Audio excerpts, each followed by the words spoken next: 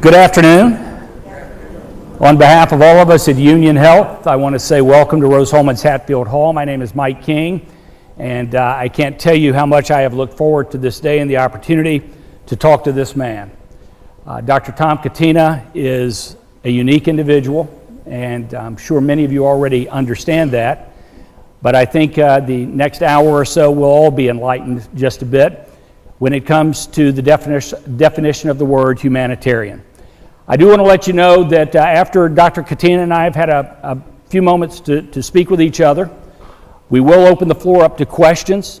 I do want to urge you, if you have a question for Dr. Catena, to ask it at that time, because unfortunately, when we wrap up here on stage at just after 5:15 or so, he has to head straight to the airport as his flight will be taking him back to Europe this evening. So he unfortunately will have no time to talk with folks following the conclusion of the event.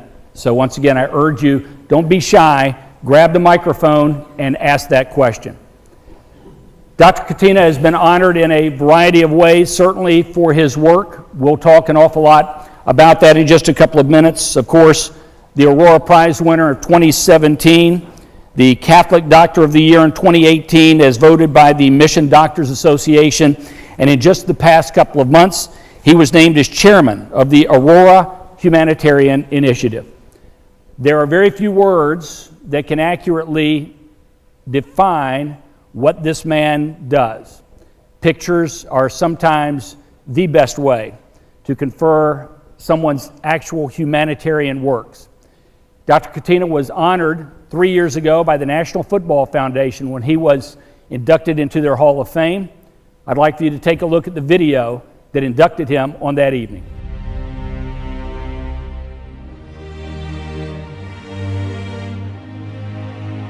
You get worn out, you get tired, you get frustrated, you keep going.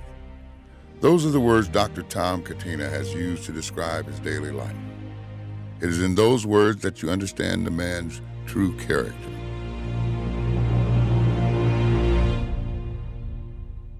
Dr. Catena works all day, every day, in a forgotten land that is deeply entrenched in a brutal civil war. At Mother of Mercy Hospital in Sudan's Nubia Mountains, the only hospital in the entire region, Catena is the only medical doctor. Dr. Tom, as everyone in the area calls him, could see hundreds of patients on any given day, many of them war wounded. The hospital has 300 beds, but sometimes there are so many patients they must sleep 2 or 3 to a bed, or in hallways, or makeshift tents. From sunrise to sunset, Dr. Tom makes his rounds and performs surgeries. He is always on call. Though the workload is heavy and the pace is hectic, Catena knows no other way. His faith guides him, and his mission is selflessness.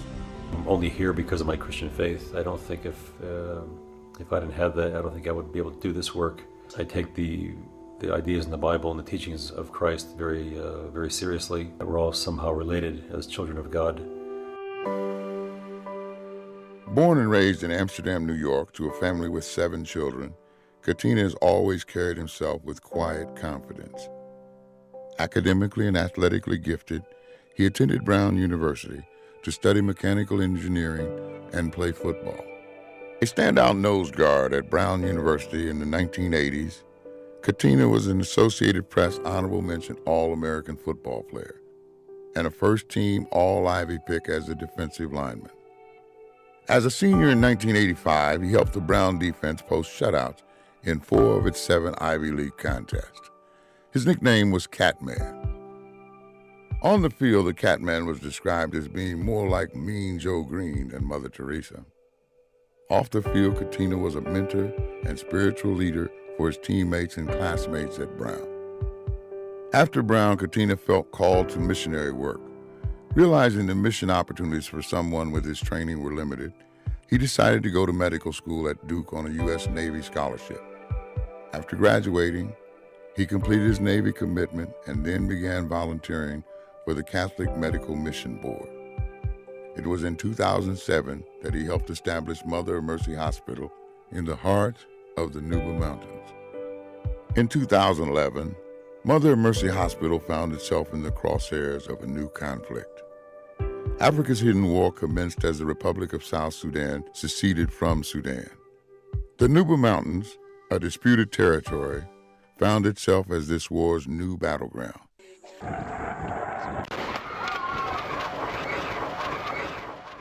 With all other major relief organizations having left the area when the Civil War started, Dr. Tom stayed. In May of 2014, Mother of Mercy Hospital was bombed by the Sudanese army. The bombs landed just feet away from Dr. Tom's residence. Nobody was killed, but the damage was done and the message sent. Before the bombing, the hospital was always a safe place, but now there is nowhere safe.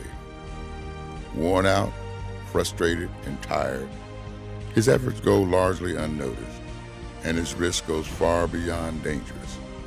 Yet, Dr. Tom keeps going. I'm content to stay here and throw my lot in with the Nubia people and see what we can do together. An undisputed and unsung hero responsible for saving literally tens of thousands of lives.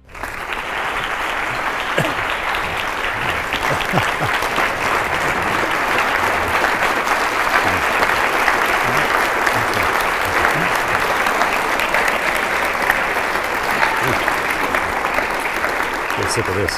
Wow. So I guess welcome home to some degree is in order. The hospital has changed a little bit since you were here about 20 years ago. You had the opportunity to be there for a while this morning. Mm-hmm. Yeah, I can't believe the change. I feel like I was telling some people before, I feel like I've been in a time warp. You know, I come out and Terre has changed completely. Brand new hospital, unbelievable maternity ward, labor and delivery ward. Some of the guys I was in residency with, Krista and Brian. You know, when I was there, they had a small baby, Benjamin. Now he's a big kid. He's in college. Other people, their kids are out of college. Kathy Steenstra's son Matthew was a small kid. Now he's out of college and doing his own thing. So it's amazing that time actually goes on. I mean, you think, but really, it's been great seeing everybody today and seeing the positive changes in Terre Haute. It's pretty amazing in looking at your story. You go to college as a college football player. You emerge from your residency training as a missionary. What got you to the residency program here at Union? Well, you know, I think I wanted to be a missionary from the time I was in college, but I was studying engineering, mechanical engineering. I know we're in engineering, the mecca of engineering here, and there wasn't really a good mix between engineering work and mission work. I mean, maybe civil engineering, but mechanical. This was back in the 80s. If you remember, the defense industry was ascendant in those days. All the jobs were in that sector, which would have been great, but not if you want to do mission work. So the idea just popped in my head one day that I should go into medicine. That could satisfy my love of the sciences. I could do mission work as a doctor, and I could take care of people. So that was a much better mix. Anyway, spent the year in Japan, got the classes done, med school, time in the Navy, time in residency, and I think I needed to do a training that would fit well with what I wanted to do. So I thought if I do internal medicine, an ID or infectious disease or something, that's very specialized. I want to do something with a bit of broad base. And I said, well, I think family practice is probably the best choice for that. I chose Union's program because of their broad training, especially the broad training in OB. At the time, it was 6 months of OB, and you could learn how to do a C-section. So I thought, wow, this is really a great program where I think I could learn enough. So by the time I get to Africa or get somewhere, I could really contribute to those people there. That's why I chose the program here.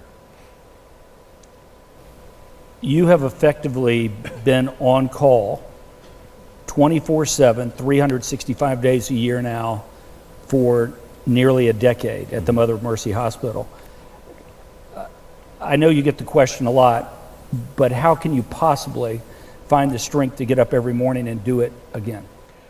Well, you know, the short answer to that is I'm there as a lay missionary with the Catholic Church, and I think that's, you know, maybe people feel it's a bit cliche, but it's the truth. I think without that faith background, where I take the words of Christ seriously, that says, go out and help these people, I don't think I could do it. I get up every morning. We have a small chapel there. We have a priest with us. So we have the morning mass at 6:30 every day. So we get there at 6, mass at 6:30. That kind of puts me in the right frame of mind to face this mass of people that we'll see during the day. Because I mean, when there was heavy fighting, there'd be 500 people in the wards, and that was just the ward rounds. That was before clinic. So it was, you know, I think you can do things by the grace of God that you think were otherwise impossible. And I'm not saying that. I hope that light. I know I'm bald, so the light reflect the light off my head up to a higher power that gives me the strength to do this kind of work. And that's the number one reason. I think if you have to say another reason beside that, it'd be the strength of the people. You know, these people are incredible. They're the strongest, most resilient people I've ever seen. And what they've put up with, you know, my wife is from Nubia. She doesn't know her age, by the way. Nobody knows their age. So I was born sometime, who knows when. Nobody's bothered by it. It's funny because you'll see a woman come in and she looks like she's about 60. And you'll say, well, how old are you? She says, I'm 25. I say, great. And she's with another, say she's with a man, and the guy looks like he's about 25. And I'll say, who's this? He's my son. Okay, how old is he? He's 23. And they say it with no irony, you know. She's like, oh yeah, of course, I'm 25, he's 23, no problem. Anyway, I forgot my point, but getting off the topic a bit. The people there are incredible. So they, like my wife, for instance, she's in her 30s, and she's, in her entire life, there's been a period of about 6 years where she's not been in civil war, okay? So, you know, everybody here, think of how old you are. If you're in your 60s or 50s, you've had a few years of your life where you've not been in civil war. So the amount of mental and physical toughness these people have is incredible. So, you know, I'm kind of down and it's a crappy day and you're just faced with this amount of work you think is insurmountable. You just look around and you see the people you're working with. Not only the staff, but the people you're taking care of. And you say, well, let me just kind of keep going for their sake. When you see how tough they are. I mean, some of the things that patients do, what they go through to come to the hospital. It's like, man, I can't complain. These guys have been walking for a week. You know, he's got some terminal cancer. Let's do all we can to help this person, even if it's just palliative care, something we can do to help this person. So that is a big motivator also. You're in the Nubia Mountains of South Sudan, as you mentioned, war-ravaged for years. And unfortunately, the government of Sudan has, in many cases, blocked humanitarian aid. Mm-hmm. How is it feasible for you to continue operating a hospital and seeing as many patients as you do when there's a stranglehold on the aid that you can receive? Right, so obviously it makes a difficult situation that much more difficult. We're actually in Sudan, Republic of Sudan. South Sudan is separated in 2011. So we live in a rebel-held territory. It's run by a rebel government. And we're in rebellion. I say we, the Nubia rebels, I guess I'm part of them now, are in rebellion against the central government in Khartoum. And they're not only allowing aid to come in. People say, well, isn't the government in Khartoum sending you anything to help you? And I say, yeah, they're sending something, but they're sending bombs. And bombs don't help that much. The bombs are not full of supplies. They're full of shrapnel that tear people to shreds. So they block the aid, access of aid. There's one road that comes up through South Sudan. So anything that comes to us, the closest place to buy things is in Nairobi. So you're here in Terre, it's like saying, okay, we buy our supplies in the south of Mexico, and then it's got to get up to you here in Terre Haute. So you buy it in Nairobi, it's 2 countries away. If it comes by road, it's got to go by road from Kenya to Uganda, up through Uganda to South Sudan, all the way up through South Sudan. It takes about 3 weeks to a refugee camp in the northern part of South Sudan. From there's one dirt track, I wouldn't call it a road, dirt track that comes up from there. Now it's pretty good. It's about 6 hours over this rough road to get up to us at the hospital. And so you want to get one tablet of, you know, Tylenol up to us. It's got to travel that big route to reach us. So logistics is a huge problem, but it's doable, but it's a big problem and expensive. Is there such a thing as a typical day for you? Is every day radically different? Each day is different. It's kind of what I would say is organized chaos. I mean, you start with your plan, start rounds at 7:30, and as soon as you start rounds, there's some emergency that comes up, or some patient's condition is going south, or some issue, or some administrative problem, or some staff who's got an issue. There's always something. So you kind of start with your plan in mind. You think the day's gonna go a certain way. Then it always takes a lot of turns. It's never a dull moment. That's one thing. despite how difficult it is never, ever dull. Your scope of treatment runs the entire gamut. Give us an idea for maybe over the course of a week, how many different ailments you may see, how many procedures you might perform, how many patients you may visit with. Well, I mean, the wards can be anywhere from 350 to 500 patients on wards, so we're round on them. I mean, that runs the gamut. So you've got kids with malaria, pneumonia, a lot of pediatric tumors from Burkitt's lymphoma, which is a curable cancer, fascinating cancer. A lot of osteosarcomas, Ewing sarcomas, leukemias, both acute myeloid leukemia, ALL. So you see those kids, gastroenteritis, malnutrition, of course, tuberculosis, spinal TB, pulmonary TB, genitourinary TB, TB arthritis. So you see those kids, you finish that. Surgical stuff in kids, we'll see, right, so that's for the kids. Medical stuff, pneumonias, gastroenteritis, kind of usual stuff. Go to the maternity ward and you'll see all the maternity problems. So, from eclampsia, preeclampsia to hypertension in pregnancy, premature rupture of membranes, preterm labor, lots of molded pregnancies, partial moles, and choriocarcinomas we'll see on our maternity. So lots of cancers, these guys know, you've had them here. See Greg's here, he knows about this stuff. So choriocarcinomas, we treat those. On the maternity, we have our neonatal unit. So neonates, we have preterm babies. The smallest baby will be at about 1 kilo. We had a baby the smallest baby we had survives about 700 grams, which is about a pound. How much is that? About a pound and a half, somewhere around there. And we have a lot of babies that have congenital defects. We've had operating on babies with frontal encephalocele, a lot of babies with hydrocephalus. We've had babies with jejunal atresia, jejunal webs. And that's more a testament to our anesthesia team. So our best anesthetist is a guy who's finished 8th grade education. He's doing our anesthesia. So imagine we have a baby, 1.6 kilos, baby with a bowel obstruction, with a jejunal web. He's putting his baby to sleep. Or a small baby, preterm baby with big hydrocephalus, his big head. He's got to intubate the kid and do all this stuff. We put the VP shunt and all this kind of jazz. The hardest part is doing the anesthesia. So now we finished maternity. You go to the female ward. I mean, all kinds of medical problems. We've had cases of pheochromocytomas, Cushing's disease, the usual heart failures, rheumatic heart disease, diabetes, blood pressure, blood pressure of 280 over 180, all kinds of cancers, cervix, liver, uterine cancers, ovarian cancers, soft tissue sarcomas, kind of the gamut. So we got to handle all those. Surgical stuff is kind of a lot of extremity stuff, amputations, hysterectomies. Male ward is a lot of trauma. In wartime, it was pretty much everything. So mostly sharp trauma from shrapnel, exploding bombs.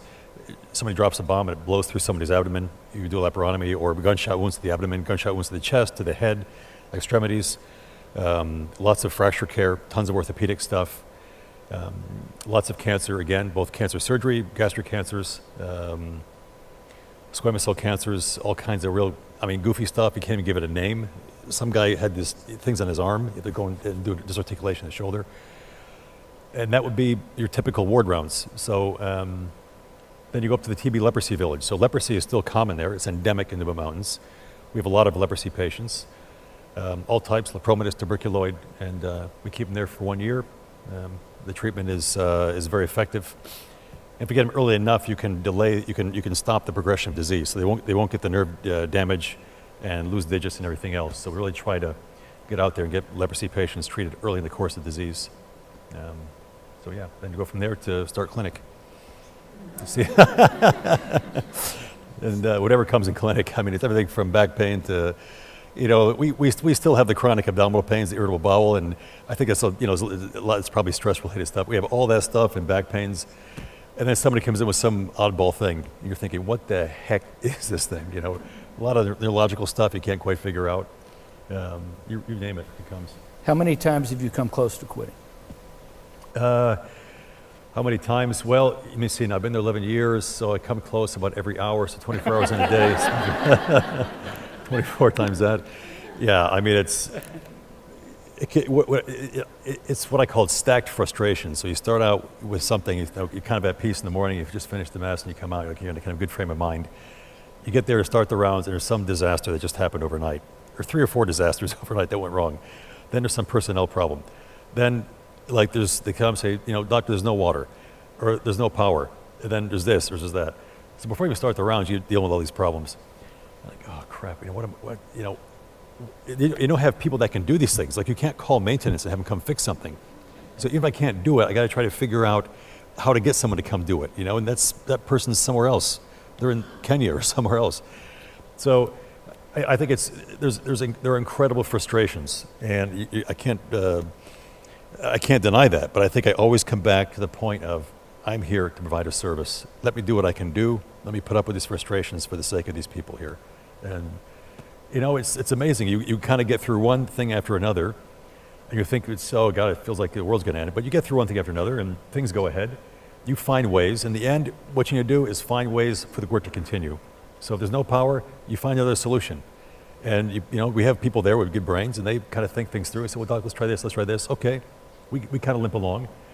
We went months without any water. We had to go and get it from a pump. I mean, this is a hospital. You got to wash stuff. And I mean, imagine a hospital without water. You have to run the laundry. So there's pus everywhere in this hospital and blood and everything else. You got to wash all this stuff. And someone's got to haul that water in from a hand pump and bring it in buckets. So, I mean, this stuff happens all the time. So you just say, what do we need to do to see these patients and function today? And through the grace of God, we managed to go ahead every day. So you have an anesthesiologist with an 8th grade education. Mm-hmm. Do you train all of your staff, or does anyone come to you trained and ready to go? No, we've done, not just me, but we had some expat nurses initially, and now we have a couple of Ugandan nurses, sisters/nurses that are with us that are doing a lot of training. And we have most of our staff are on the job trained. No Nuba came to us trained. So we train, generally what we do is train on the job. When we first started the hospital, we had 15 local staff. The person with the highest level of education had finished 8th grade. This was our nursing staff. Not a single person in our area had finished high school. So that's what we started with. So after we were open about a year and a half, we had 2 local guys that had finished high school. They went to a school in a refugee camp in Kenya, and they came back to Nubia Mountains. And everybody's like bowing to these guys like they were PhDs. It's like, these guys are geniuses. They finished high school. My God, And so we hired them. We sent them out to nursing school. And then subsequently, we got more and more high school graduates. The diocese had a secondary school. They started producing high school graduates. Now we're taking these people, we hire them the job, we watch them for a while, we select out the best of the group and send them off to nursing school, clinical officer school, pharmacy lab. We have 4 in medical school. So we're gradually getting all the different, cadres or types of people that we need. Midwives, we have the first Nuba trained midwife back. So we hired her on the job. She worked with us for several years on the job training. We sent her off to midwifery. Now she's back as the first person from that place that's gone off, gotten trained as a midwife and come back. So I have to continue with this line of work. I'm curious, you knew, as you said, when you went to college, you knew that you wanted to do mission work. Mm-hmm. What was your family's reaction when you said, here's the extent that I'm taking my mission work to? Yeah, my family's always been extremely supportive, and that's really been a key for all this, which I haven't mentioned. I think if they were, my family, they're pretty devout Catholics, going back probably 1,000, 2,000 years, and they were very much on board with all this.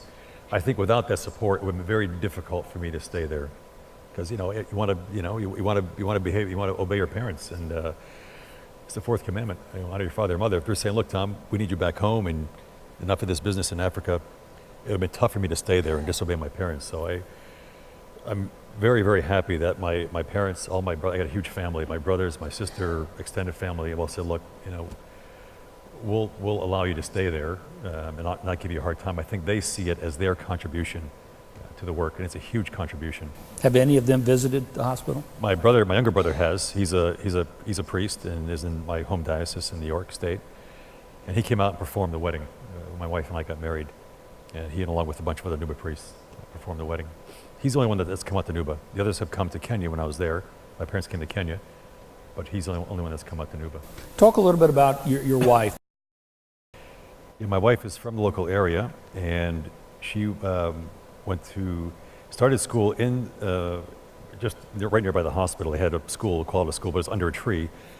And there was some guy that spoke a few words of English that was teaching her and her friends, and there was, showing, I had like a piece of charcoal writing on a stone, writing the alphabet, A, B, C, D, this kind of education. This was when she first started school. She was booked to marry when she was probably about, of course she doesn't know her age, but she thinks she was about 11, 12 years old. She was supposed to get married. Some guy who was a military commander, probably maybe 30 years old, went to my wife's parents and said, look, I want to marry this girl. And they said, well, give her a couple of years because we want her to go to school a bit. And the guy said, okay. So he didn't pay any dowry. Let her go and said, okay, let her finish school. So she was booked to marry, and that's it, And then this guy was a military commander, so he goes off to fight and gets killed in the war. So she kind of gets out of that. She escapes from that whole deal. So goes back and is in school there, and then goes off to another place in Sudan, to a school that was established by one of the bishops in Sudan. And she ended up going to school there, finishing primary school, secondary school. Came back to Nubia Mountains, back to her home. We hired her as a quote-unquote nurse, but she didn't have any nursing background. We trained her on the job. And she worked for a couple of years on the job, trained. Then we sent her off to nursing school, and she came back, and we got married. So we had, there the words boyfriend and girlfriend don't exist. You can't go around and say, hey, this is my girlfriend. I mean, you'd be beat up by her brothers and thrown in prison. And that's, truthfully, that you cannot say this is my girlfriend. It's totally in secret. So you got to really, get to know somebody very sheepishly and kind of keep it quiet. There's no showing up at the house, hey, where's my girlfriend? Like, wait, you're what? I'll give you a girlfriend. They beat the crap out of you. And they will put you in prison, actually. If they saw me talking to her privately and think I was getting a bit too friendly with their daughter or with their sister, they would say, hey, look, man, you need to spend some time in jail.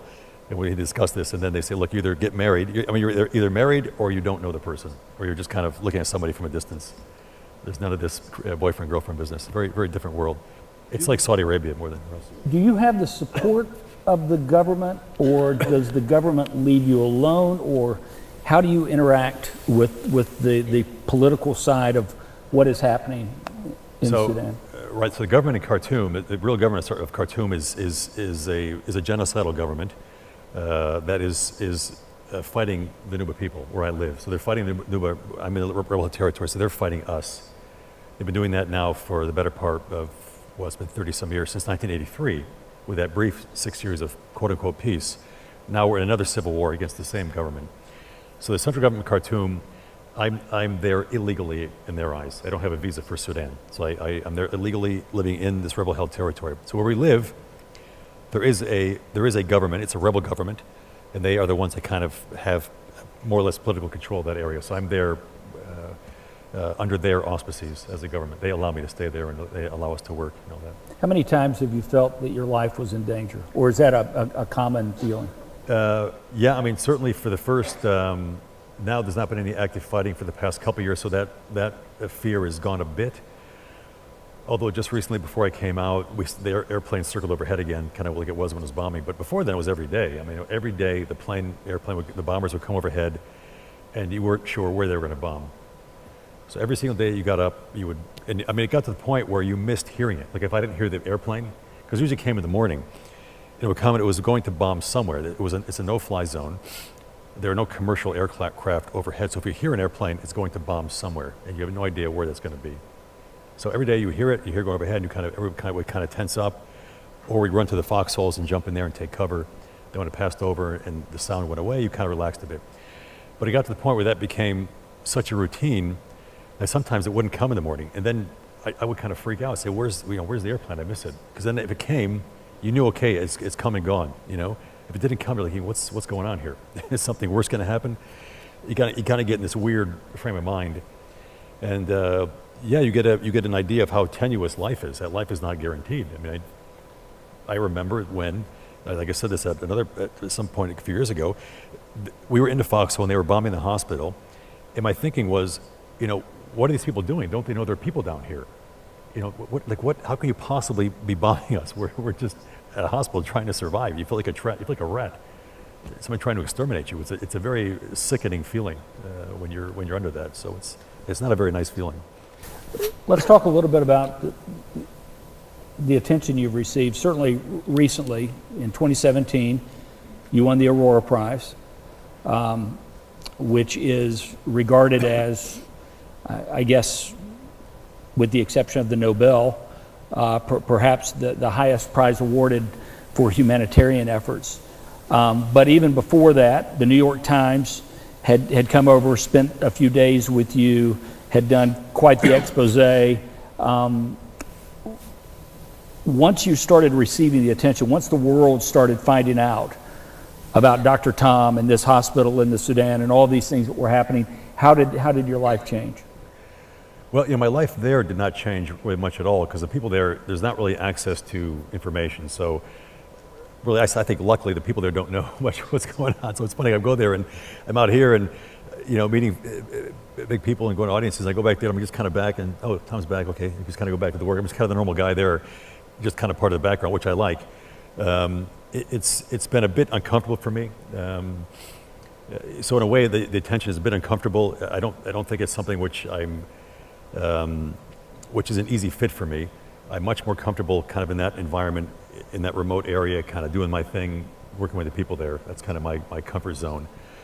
But I think I'm trying to take all this in a positive light, that this attention that's been shown, it's not only on me, but it's on the people there. So it shines a light on their plight and what they're doing. It shines a light on the work the church has been doing for many, many years. Hopefully shine a light on other people that are doing this kind of work.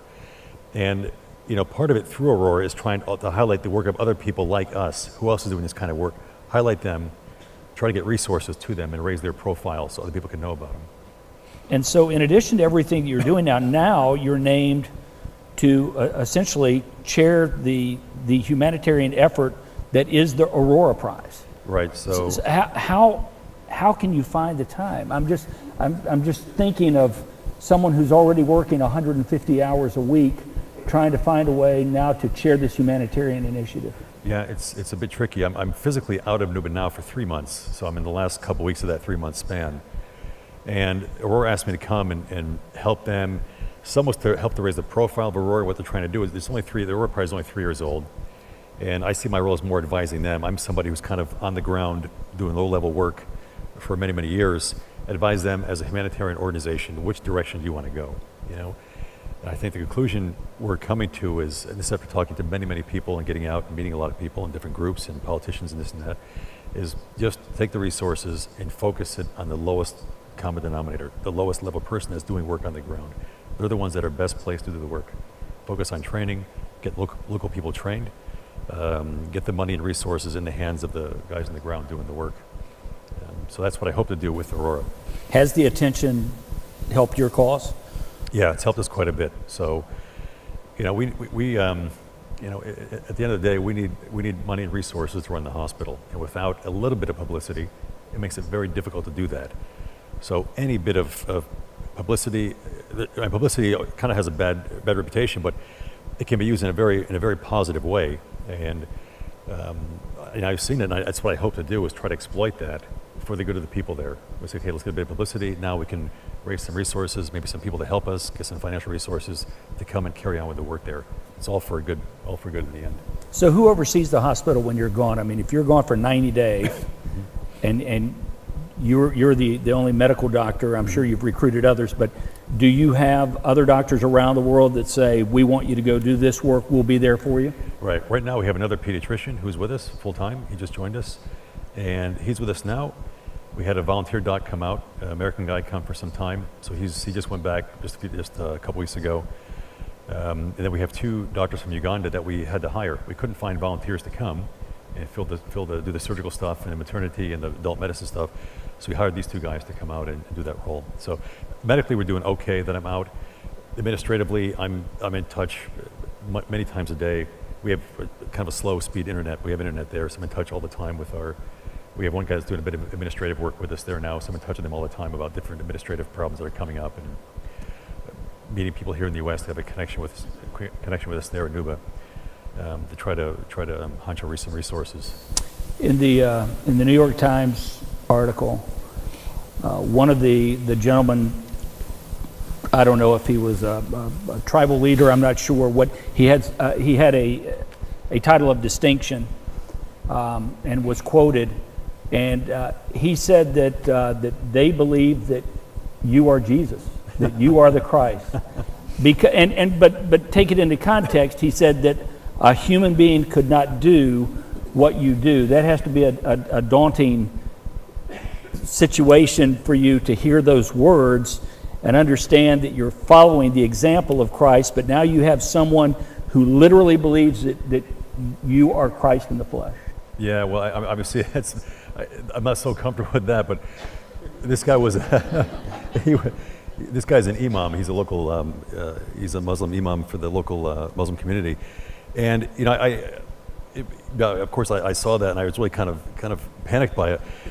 But then I thought about it afterwards. You know, people say, what do you mean you're a missionary? What does that mean? They think you're wearing the old, style caps and this kind of thing. And I think simply put in one sentence, the only work of a missionary is you show the love of Christ by what you do. Kalas, that's kind of it. And if people can see the love of Christ in you by just observing you, then I think I've accomplished what I want to do as a missionary. Or accomplishing, you never kind of finish your work, obviously. So I'm trying to take that somewhat embarrassing statement and try to turn it into something that I think is positive. That's kind of how I process all that. And if I can do that, then I think I'm on the right track, and hopefully stay on that. It's a daily struggle to stick with it. We're by no means finished beings, and we never will be. But I hope I have the strength to carry on with the work there. It's kind of funny. I came to Indiana from North Carolina 33 years ago, and I tell people now that I'm more Hoosier than I am Tar Heel. Yeah. Are you more Sudanese than you are American? I mean, where do you, when you're rolling up that road and you're almost home, is that the feeling that you get in your heart, I'm almost home, or do you think to yourself, oh my God, I'm back again? I mean, Yeah. really, I mean, what? No, I think now I'm much more Sudanese than I am, certainly than I am American. I can't wait to get back, to be honest with you. It's been great coming out. I wish I had more time in the U.S. My U.S. time is actually very limited in this 3 months. Just coming here and meeting so many people I haven't seen in 20 years is so wonderful. It's been great. But I think in my heart, that's more where I belong. I was in Los Angeles today's Sunday. Yeah, last Sunday, Super Bowl Sunday. I think I was telling Jim Turner and Randy. So I was telling Randy the story.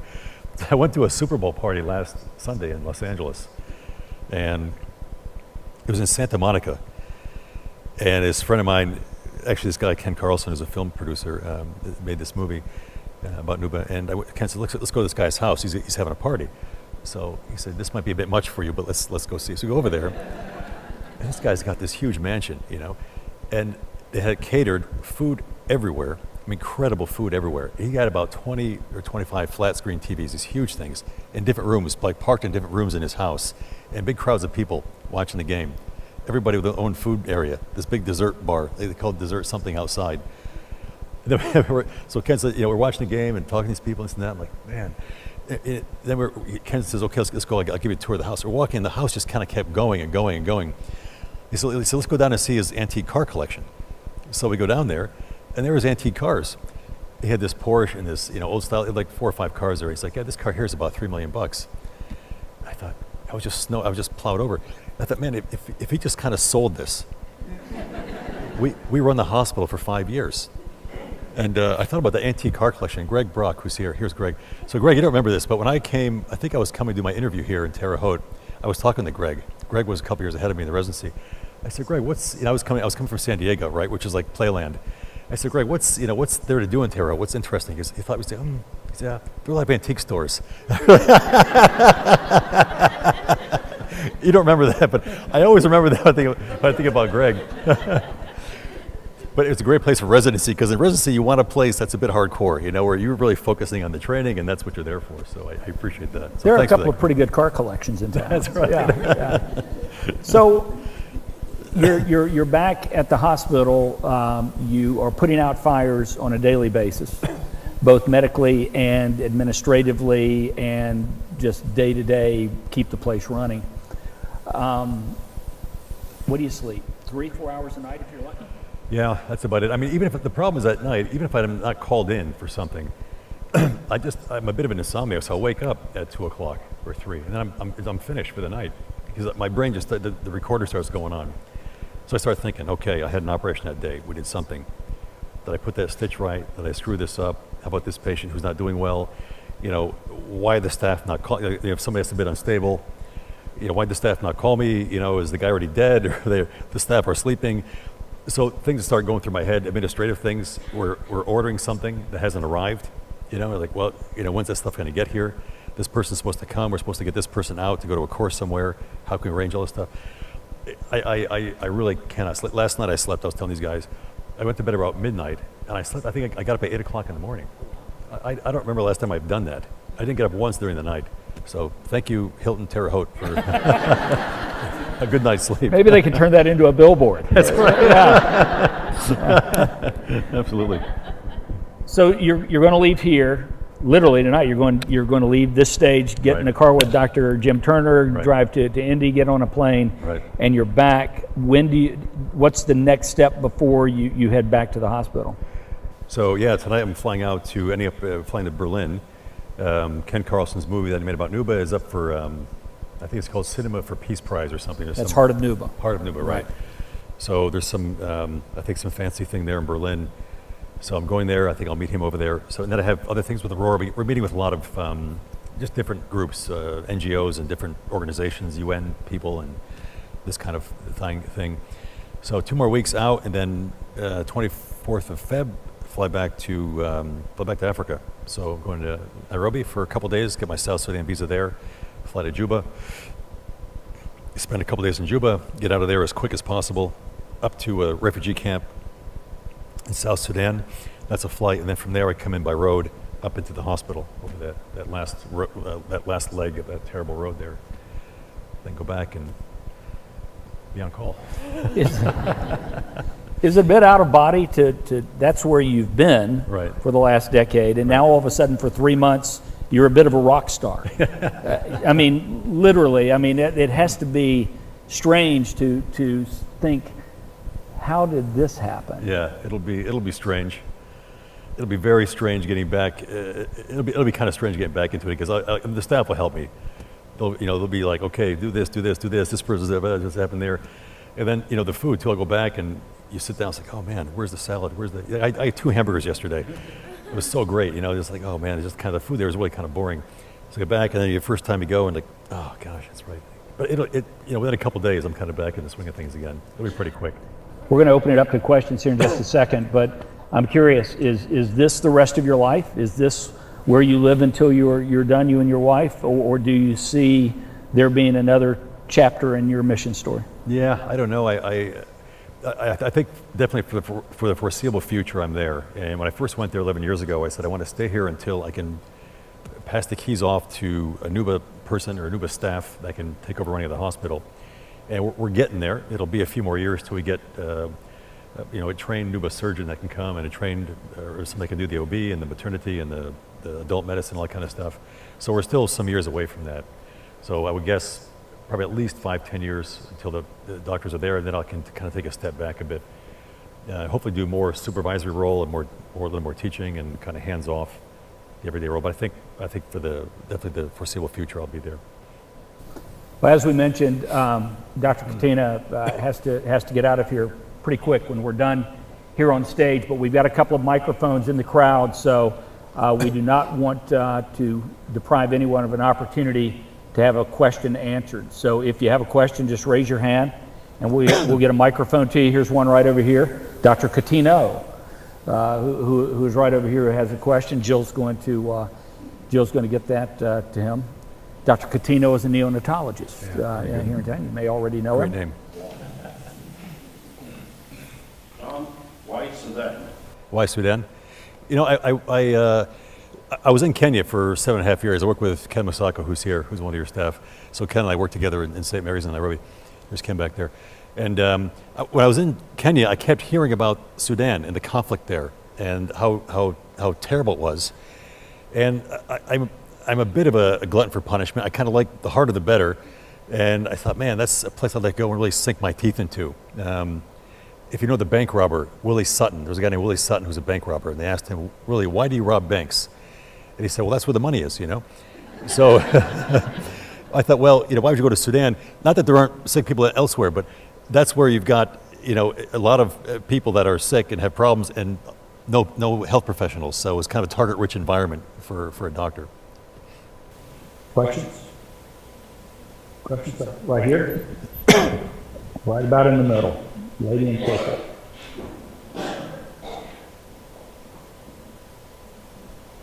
Yes, ma'am. How can we get resources to you? And is it only financial, or do you accept unused medical supplies? Right. So, questions about about resources. So the simple answer is the best thing you can send is money. And I don't mean to be crass, but that's just the truth. And I think it's better that people know that. Sending supplies is very difficult. It's incredibly expensive because of our remote location.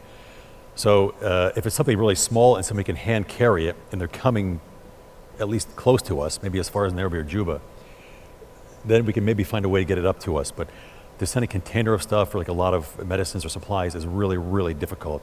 We've done it once or twice in the past, and it's not been worth the expense. Normally the cost of transport outweighs by many orders of magnitude the cost of what's inside that container.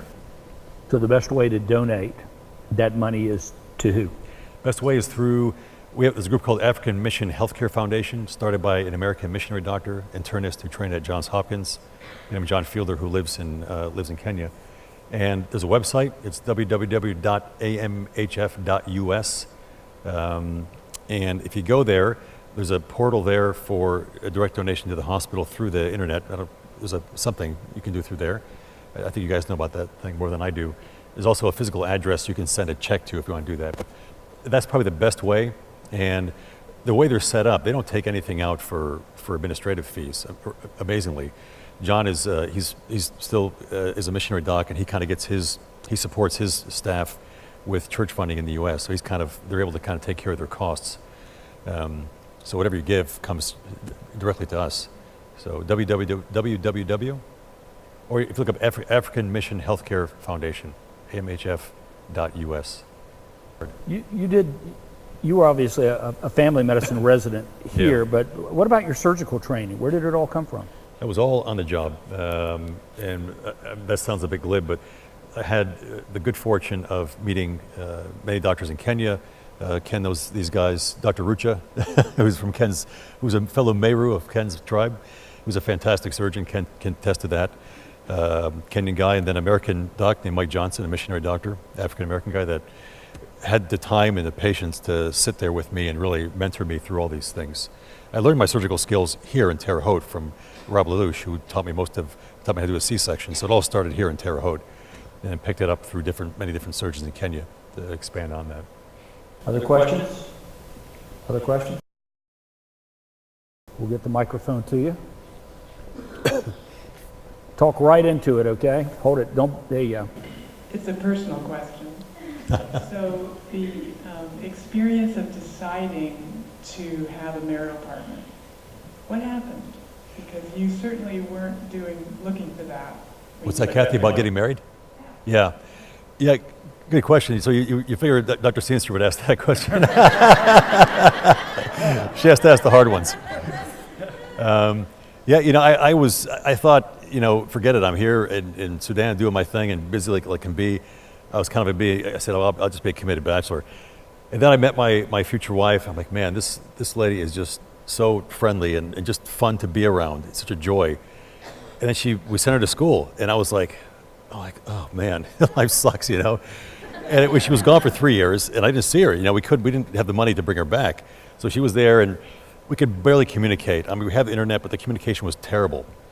And I was like thinking. Then towards the end, I just kept thinking through, okay, what it'd be like, you know, cross-cultural, and she's from here, I'm from America. Is this thing gonna really work? And just things around my brain. And finally, at the last year she was gone, it got to the point of saying, I don't want to continue like this anymore. I don't want to continue as a single guy, you know, working all day like a crazy man, coming back to the room at night, empty hut there, empty room, do my thing. Next day, same thing. I need to have her in my life. I think that was it. Just kind of a gradual realization that my life was incomplete without my wife, Nazima. Then she came back from finished nursing school, and we had to hightail it. She had dudes lined up to go and marry her. And she said, look, you better make the move and go talk to my brothers, because if they give approval to one of these other guys, I can't say no, the way the society is set up there. It's really more like Saudi Arabia. So I mean, she was serious. She was like, you better make your move and get up there. So I booked over there and got her brother. Culturally, how do you adapt to something that is so completely foreign to what you knew when you were in this country? Yeah, I think very quietly and just kind of observe and see what's going on and try to see where I can see, look at the positive sides of their society, which are many. There are some that are not so good like any society, but there's so many positive and awesome things about their culture that sometimes I feel much more at home in that kind of society, which in some ways can be a bit strange, but really pretty wonderful. And I've been there now 19 years in Africa, which, Kenya is quite different from Sudan, but it's much closer to Sudan than say here in the U.S. So it's kind of a gradual assimilation into that culture. Question, with all the countries you're going to, how are you dealing with all the language issues back and forth and dealing with the locals? Right, so language is a huge challenge, and I learned language like I do a lot of the surgical stuff. A lot of it's on the job. So, I was in Kenya working with Ken there. Actually, the first couple of years I was in Kenya, I didn't learn usually in Africa you have a tribal language and you have kind of a more national language. So in Kenya they have many tribes. At first it was a Kamba language, and Kiswahili is the national language. So the first couple of years I didn't learn either of those. I was at a translator. Then when I get to Nairobi, I go to a clinic, I'm waiting for the translator to show up and nobody comes. So I just had to start speaking Swahili. It was tough. I mean, you just very gradually get to know that language. And so I got to, you get to know that, you can learn medical Kiswahili, do the interview and talk to the patients and give them instructions and all that. I got pretty good at doing that. Then go to Sudan. And in Nubia Mountains, there are 99 different sub-tribes in Nubia. Each one has a different language. So where we're here, the sub-tribe is called Terre. You walk over a small hill, it's like 1,000 feet hill, and on the other side's a different tribe with a different language. They speak Toro. They can't speak with each other. It's like it's like English and Hungarian. They're totally different languages. So Arabic is the more common, is what ties them together. So I've had to learn Arabic, at least the local Sudanese Arabic, in my time there in Nubia. So how many languages can you converse in? Well, just English, really. If you want to talk about real conversion. I'm not great with languages. So like the Kiswahili that I learned when I was in Kenya, I've forgotten so much of that. If I were back in that environment, I would pick it up again. So Kiswahili and some Arabic, but pretty, not real deep level. I'll be honest with you. You have to get through with the patients. You met with the residents at Union, I think, earlier today. How many young doctors do you talk to that say, I would love to do what you're doing, but it scares me to death, and I just don't think that I've got the stomach for it? Yeah, a lot. I mean, a lot. What I found with, and this issue with global health is getting more and more prevalent. When I was in medical school, when I graduated in '92 and from medical school, this issue of global health was not there. Like, nobody talked about it. It wasn't really, people were not interested in it, but there's a lot of interest. So what I'm finding is tons of interest, and yet it's like kind of the weeds choke up on the crops. That it's very difficult to actually do something, and so lots of interest, but when push comes to shove, it's very difficult for people to show up in these places for a lot of good reasons. They have loans to pay off, they have families, they have so many other complicating factors. But I would just, part of it when I go around and talk to students and residents, I say, really, if you really want to do this, there are paths to do it. Just do it. Think you're in a Nike commercial, just do it, and there are ways you can do it, and the satisfaction you can get from doing this kind of work, you'll never find, I think, anywhere else. And I'm talking about not only mission work, but life service type work. Again, whether it's in Sudan or in Kenya or in West Terre, Haute, wherever you end up doing this kind of stuff, or St. Anne's Clinic. I mean, I really encourage you to do it. Other questions? Right back here in the back.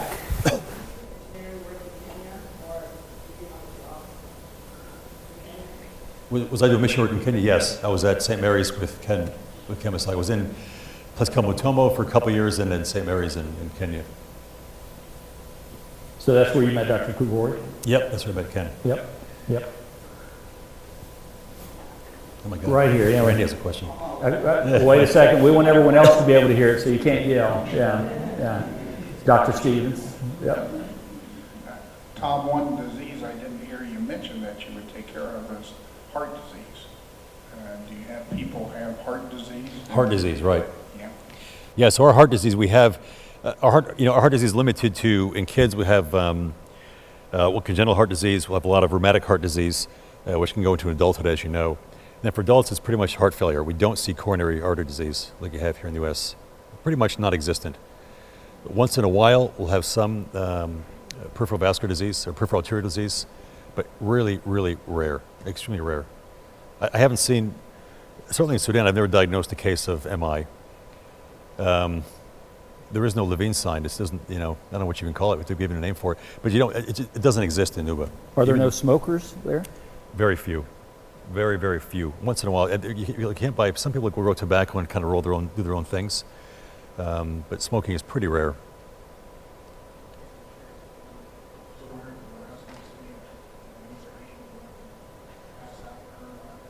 What's that? A story from residency.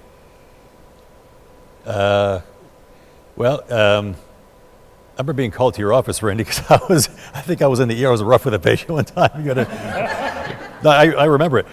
I'll tell you what. No, I was gruff with a patient in the ER. I think I was moonlighting or something there, and I think you called me down. You called me down to the office, like being called to the principal. But I appreciate that because now I have an administrative role, and I appreciate the work you and Dr. Buechler did. I mean, it's a terrible role. Like we're like spoiled kids, And I may really appreciate the role of administrators now. And you as a medical guy and a medical administrator trying to handle all these kind of unruly kids. I mean, it's a thankless job. And I mean, thank God you guys were there to help us. And I needed it. I needed someone to sit me down and say, look, Tom, you can't behave this way. And it was great. It was a great lesson. So, thank you for it. For those of you in the crowd that don't know, Dr. Randy Stevens was the director of the family medicine residency program when Dr. Catena was here. So, yeah. So we got a question right here. Hi, I got two questions. One, have you ever gotten sick there? And the second one, what about HIV? So the first question again. Have you ever gotten sick? Have you ever gotten sick? If I got sick, yeah. And then what about HIV? Right. So I get sick every year with malaria. So I've gotten every year except for 2018, and I got a rip-roaring pneumonia in 2018. I've had some pretty nasty malarias. I had TB. I was treated 2017. I started treatment in June. Took 6 months of TB treatment. I had a pulmonary TB. It was funny because I was coughing, and that was when I was going out for the first time to Armenia. I hadn't been out in a long, long time. And we had these visiting, so I was going the next day to Armenia. We had 3 doctors from Armenia that came to take my place. And we just got an X-ray unit. And we got it like 2 days before then. And I was going out to Armenia for 2 weeks and I was coming back. And these Armenian guys were just filling in for me. So one of the Armenian doctors was a chest surgeon. He said, you got a bad cough. He said, we just got this X-ray, let's get an X-ray. So we got an X-ray. He was like, you got something here in your right upper lobe. I'm like, crap, what the heck is this now? Is this, it's nothing, whatever. He said, when you go to Armenia, I'll have you get a chest CT when you're there. So I go to Armenia, I get a chest CT, and I got there, I'm doing this thing, I come out, I'm watching the rings go through. I'm like, these are my lungs? So I got this right upper lobe scar and left upper lobe infiltrate. I'm like, crap, I got freaking TB, So I come back to Nubia. We did induced sputum. It was positive. I come back to, I wear a mask on the plane. Right? I get back to Nubia and I start TB treatment. And it wasn't a real active case. I mean, I was really hoarse. I think might have been more of a laryngeal TB actually. And I put on treatment and the hoarseness went away. And yeah, I'm fine. So I mean, malaria there is like the common cold. Everybody gets it. Ken can tell you it's not a big deal to get malaria. Yeah. And his follow-up was HIV. Do you see much of that? HIV. Yeah. So HIV rate there is very low. We've got a zero, population-wide is probably 0.01%. It's extremely low, and we're trying to keep it that way. We do a lot of education.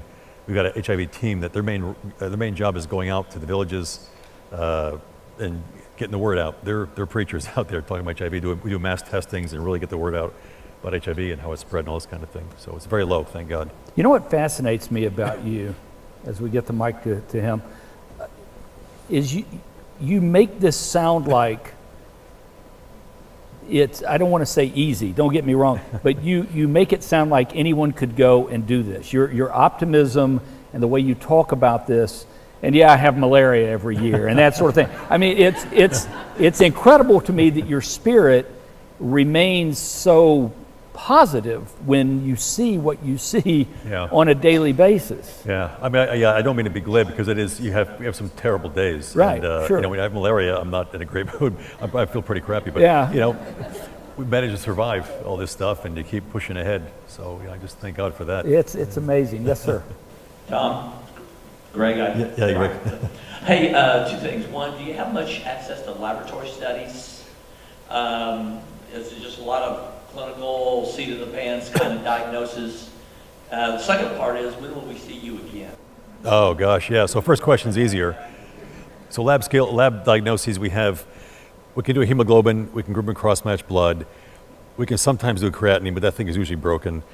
We can sometimes do a CBC, but that machine is usually broken, then it takes forever to get fixed, and they send it back, it doesn't work. We can do a ZN stain for TB, do a basic stool, basic urine. We can do a peripheral blood film to look at the blood and see if they have leukemia, this kind of thing. Yeah, that's pretty much it for lab. We're pretty limited. We have an ultrasound, which is great, and we just got the x-ray. Well, we got the x-ray about a year ago. We're trying to upgrade lab, but it's just a slow go. And when I'm coming back out, I don't know. I'm supposed to come out for 3 months later in the year, and part of that time I'll be in the U.S., but I don't know where. I really had to fight them to try to come here to Terre, Haute. They kind of got me by the tail, saying I have to go here, and I don't know when I'll be back here in Terre Haute, back in Indiana. You were here 23 hours, right? That's right. That's 23 hours. Yeah. Do you mind if I ask, what's your infant mortality rate? I don't know the number, but it's pretty high. And I'll say that because when mothers go to register for antenatal clinic, they have a card for them, and it goes through all their births. So you'll see, mothers, gravida, 9. So giving birth, they say how many from my stomach, the way they say it in Arabic. Well, 9 from the stomach, and have like 4 living. So 5 will be neonatal deaths. Either, died immediately, or died during the first year, or died at 2 years. This one died of fever, this one died of diarrhea, this one had this, one had that. So infant mortality is pretty high. Question right here. How big of an area do you cover? It's physically about the size of Austria, and population's about 1 million.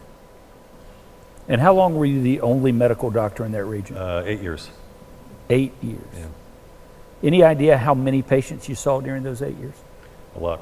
Yeah. Quite a few. You never just ran the number, like sitting at your desk one day and thought, gee, I wonder how many I've seen here in the last 5 or 6 years. Too overwhelming to think in those terms? Yeah, I can't even think of it. Yeah. We've got a couple more minutes. Let's get a couple more questions. Yes, ma'am. Just a comment. Those of us from Amsterdam are very, very proud of you, and everybody's praying for you back home. From Amsterdam? No way. Oh my gosh. Deb DeVito. Sorry? No. Oh, no way. Oh my gosh, Debbie DeVito. Are you serious? Oh my God. I saw John Constantino in Los Angeles on Tuesday. I don't know if you were John Constantino. He was the year behind me in high school. We're at USC. I'm giving this talk, at the medical school. And after this guy comes up, he goes, "Hey, it's John Constantino." I'm like I saw this guy in 1982. The last time I saw him.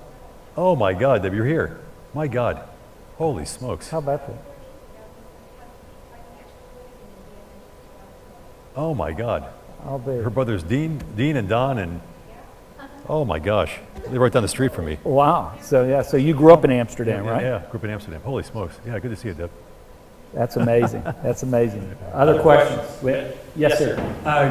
With a low heart disease rate, what's the general diet of everybody in the area? They have a food they have sorghum, which is a grain. It looks like a corn stalk, and on top it's got a tassel, and they eat that. It's pretty boring. Yeah, I'll tell you I just tell you a little joke. My wife, before we married, I asked her, "Hey, what do you guys, what'd you eat last night for supper?" She goes, "I had food." I said, "Great, you had food." I said, "What kind of food?" She said, "I had food. Like, we always have food." Okay. I said, "What kind of food?" She said, "Well, asida." So asida is the sorghum food they make, but the word in her language for food is the same as this stuff. Like, that's what it's like there's one food they eat, and that's pretty much it. So it's that, and they have okra. So they make a kind of a sauce out of okra. It's real slimy. Pour that on top of it. It tastes as good as it sounds. Do they ever fry the okra? Yeah. Do they ever fry the okra? No, that would be too tasty. Oh, yeah. How do they try to repay you when you're in that Sudan area? Is it chickens or food or those types of things? Yeah, all the above. They, well, what did they bring me one time? They captured a dik-dik, which is a local antelope. They gave me one of those. They have an anteater. They wanted to give me an anteater as a gift. I had to reject that. One idea, just to give you an idea of the level of poverty there, there's a guy, and I don't mean to say poverty, it's almost not poverty in a bad way. Like if you ask the guys, they wouldn't say, no, we're not poor, this is our life. They don't consider themselves poor, but just the lack of material goods. The guy, they had, from Amsterdam, New York, we gave a bunch of shoes. Anyway, it's a long story. So they wanted to come and say thank you. So they walked 4 hours. It was a pouring rain day. They walked 4 hours. They came, they danced, and they sang. And they brought milk. And one of the guys had milk in it was a plastic. You can't get these things there. Like the plastic here is a prized possession. So he gave me the thing with it had milk in it, sour milk. And I said, oh, thanks. And he had the thing there, and I brought it. I was holding on to it, had it there. And the crowd left, like 30, 40 people. And this guy was kind of hanging around. And I realized wasn't leaving. I looked back and forth. I looked at that thing and said, oh, he needs this plastic bottle back. So I had to pour the milk out and give the plastic bottle, and he smiled and then left. So, that is a prized possession, just the level of resources that are available there. Like a plastic bottle is a huge deal. But they're actually quite generous with gifts and that sort of thing, and they're at their own level. Wow. We're going to squeeze one last one in right here. He's had his hat up. So. Hey, Tom. Thank you. I appreciate it. Thank you for your service. So I've got a lot of questions, but so I actually speak Arabic fluently. I served in the Air Force as a medic. I'm in the process of resuming medical school. I started in New England. So my question is, and the man who's like a father to me is Colonel Gary Morse, who started Heart to Heart and Docs Who Care. So my question is, if I want to serve with you, I've got a friend that I'm really close with who's devout Catholic, who's going through an unopposed family residency program. So let's say we want to serve with you. How do we do that? Do we connect with the diocese? How does that come about? Right. So probably the best way is I'm still with the Catholic Medical Mission Board. I've been with them for more than 20 years now. And they've got an office in New York, and they were probably the best ones to try to facilitate that, you getting out there. They're kind of overall, the diocese owns the hospital, but Catholic Medical Mission Board helps us a lot with management and other issues. So I would probably connect you with them and try to work something out. Yeah, I can get that information to you. Yeah. Unfortunately, like I said, we could sit here for a long time, but he's got to catch a plane. I hear in just a few minutes. We were talking before we came out. I noticed in a lot of your photos when you're not wearing scrubs, you're wearing T-shirts. And one of the T-shirts that I saw was a Clay City Mayberry of the Midwest. And it was part of the New York Times spread. And he's sitting there looking, and I'm like, is that really a T-shirt from Clay City? It was. Sure enough, it was. So I know you don't have a lot of room in your luggage, but I brought you a couple of T-shirts awesome. that I hope you'll get a chance to wear. One is one of our fan care team shirts from the air show from this past summer. So excellent. That's for you. Thank you. And one is one of our children's classic run T-shirts. Oh, great. In lovely burnt orange. Excellent. I was going to bring you yellow or real bright orange, and I thought that's probably not really a great color in a war zone. Right. So wear these with pride and yes. know that we're thinking about you. Right. I would like to bring up Dr. Randy Stevens, Dr. Jim Turner, and the mayor of Terre Haute, Mayor Duke Bennett, for a special proclamation before we say goodbye. And let me also have, if I could, Hisham Ramouni, who did so much to help us put this event together. Hisham, come on up. Come on up. Where's Hisham? Where's there? Yeah, come on up.